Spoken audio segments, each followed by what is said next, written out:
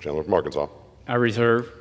Gentleman reserves. Gentleman from California. Thank you, Mr. Speaker. Well, the gentlelady from Georgia is right about one thing. Democrats are outraged because as this president is crashing the global economy, careening us into recession, destroying retirement plans and 401ks, driving up costs for American families on everything from cars to eggs to now us being told we may have to ration toys and dolls this Christmas, as all of that is happening, he's using Congress's Article 1 Trade and Commerce Authority to do it.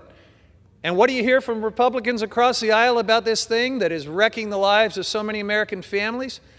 Nothing, worse than nothing. They've tied their own hands with a gimmicky bill that they passed to create a false legislative day that never ends so that they can't even invoke Congress's Article 1 Trade Authority and put some sensible sideboards on this trade and tariff policy. It is madness. So the gentlelady's right.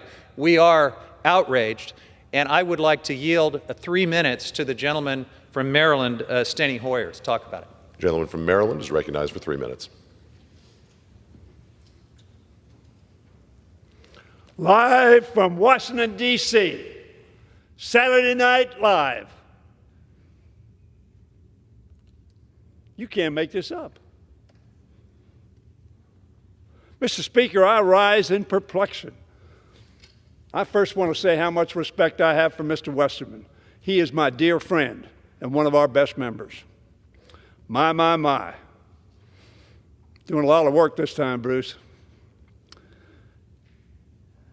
Is this infantile bill to rename the Gulf of Mexico really this House's top priority? I heard the gentlelady say it's going to solve all the problems, of course, if we name it the Gulf of America. Golly day, why didn't we think of that? The economy is shrinking for the first time since COVID-19. Costs are going up. I think Saturday Night Live just called me. They want me on. Costs are going up. Small businesses are going under. American families are worried they won't be able to keep the lights on, keep food on the table, and keep the roof on their head. They're happy about, of course, Gulf of America. That'll do it. Millions of Americans risk losing their health insurance if Republicans' Medicaid cuts go through. Yet Republicans think this juvenile legislation is the best use of this House's time. This is the only thing we're doing today, folks. What a sick joke this is. Republicans worry about 400-year-old words on a map. I worry about families in every community in America who's struggling to get by. This bill is obviously a distraction, a joke. Where is Trump's one big, beautiful bill that we keep hearing so much about? The one that cuts taxes for the wealthiest among us, threatens health care for millions, and pulls the rug out from under working Americans. The majority still hasn't been able to put it on the floor. That's how divided, dysfunctional, and divisive they are. My dear friend, the late Elijah Cummings, with whom some of you served, said, "We're better than this." The American people are counting on us to be better than this. We ought to be debating legislation to bring down costs, to pay our debts, to fix our broken immigration system.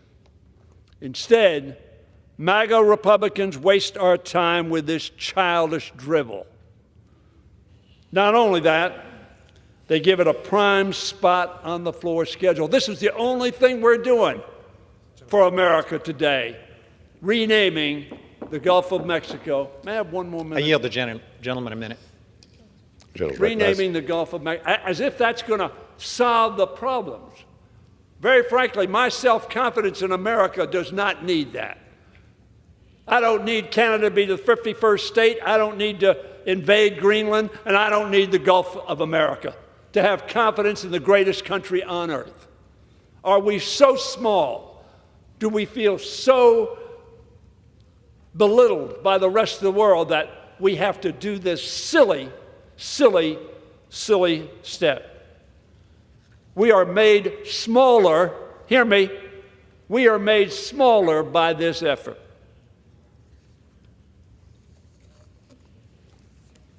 Vote rationally. That'll be a no. Gentleman from reserve. California. Gentleman reserves. Gentleman from Arkansas.